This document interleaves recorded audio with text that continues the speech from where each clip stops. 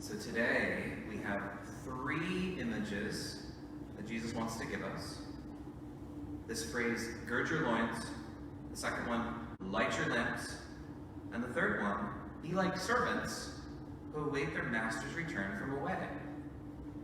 So that first one, gird your loins, what does that mean? So, that actually means make sure you have your belt on.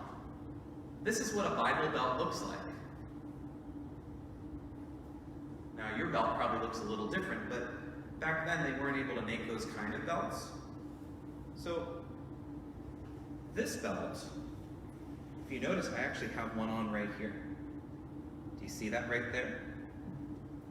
So I have this on because imagine if I were to run really, really fast in a race, and I didn't have something like this that I kind of put on. See how I kind of put it like that a little bit? And it kind of tucks things in. So imagine if I didn't have this on like this, and I was trying to run, and have you ever seen a kite before? When there's a lot of wind, and the kite tries to go this way, but the wind says, and makes the kite go that way. What do you think is going to happen to me? Let's say if I'm running, and there's a big, big windstorm, and I have all of this on, and not only that, I have all of this on. What do you think is going to happen to me? Am I going to go that way? I'm going to go this way. I'm going to go, and then I'm going to fly back that way. Or maybe fall on my back. I wouldn't be a very good runner. Do you think I'd get the gold medal at that moment? No, I don't think I'd even get the bronze. I'd have the best fall medal.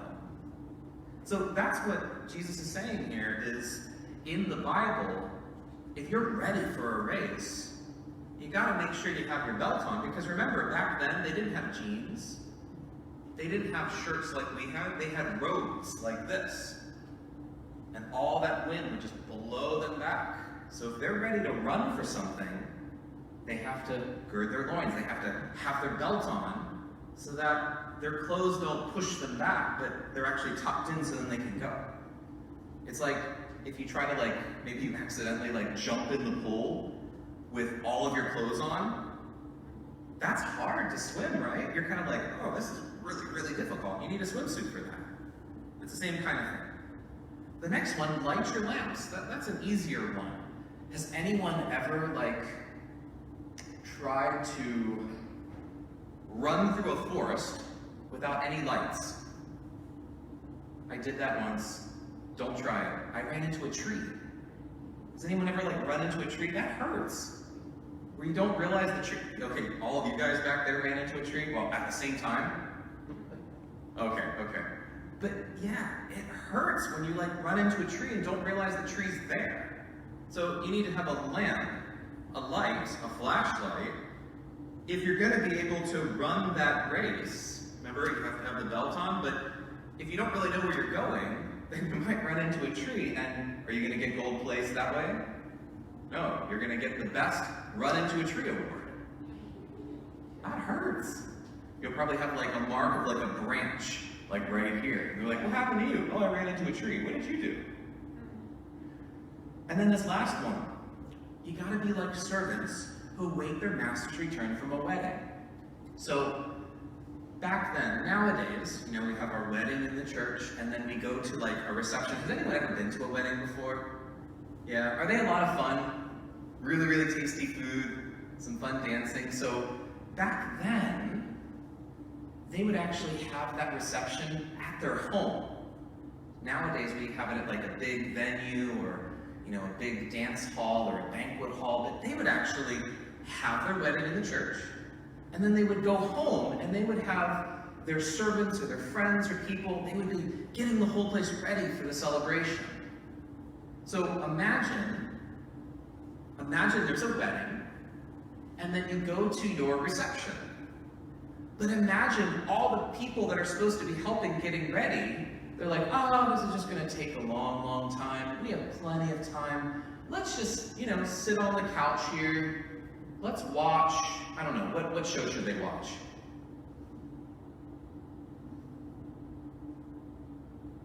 How about like Paw Patrol?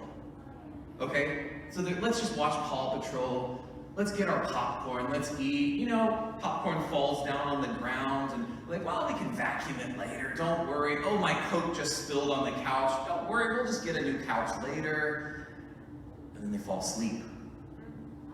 And imagine you're coming from this, all the wedding parties coming. They're getting ready to come into this wonderful celebration. And guess who they see just on the couch, sleeping with their hand on the remote and popcorn all over them. And the Coca-Cola is like on the couch upside down. And Paw Patrol is on really, really loud. What do you think that newly married couple is going to do?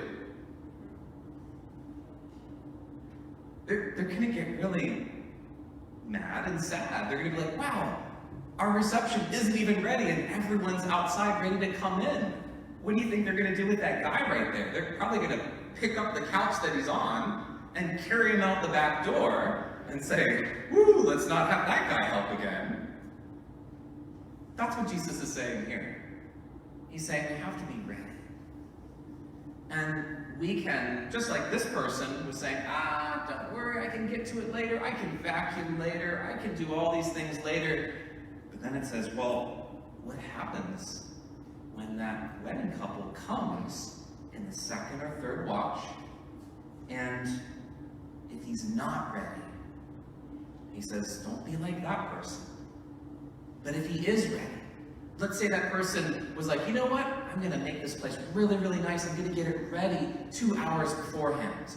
And I'm just going to wait until that person comes. What do you think that wedding couple is going to do? They're going to be like, wow, you were waiting for us. You were getting everything ready. Everything is clean. Everything's ready for the party. You're the best. And maybe they'll even give them one of the first pieces of cake. So, gird your loins. Make sure you have your belt on so you can run the race. Light your lamps because you don't want to run into a tree in the midst of the race. And don't be like the guy who's saying, I can get to the cleaning later. In terms of our soul, I can follow Jesus later. I can take that time to pray later. Because the Lord is saying, be ready now. Because if you're ready now, I'm going to celebrate with you. But if you're not ready, well, then we're just going to have to pick up the couch as you're sleeping watching Paw Patrol and take you out the back door.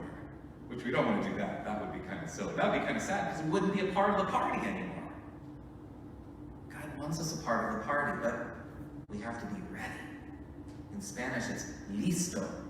We have to be ready to be a servant of the Lord.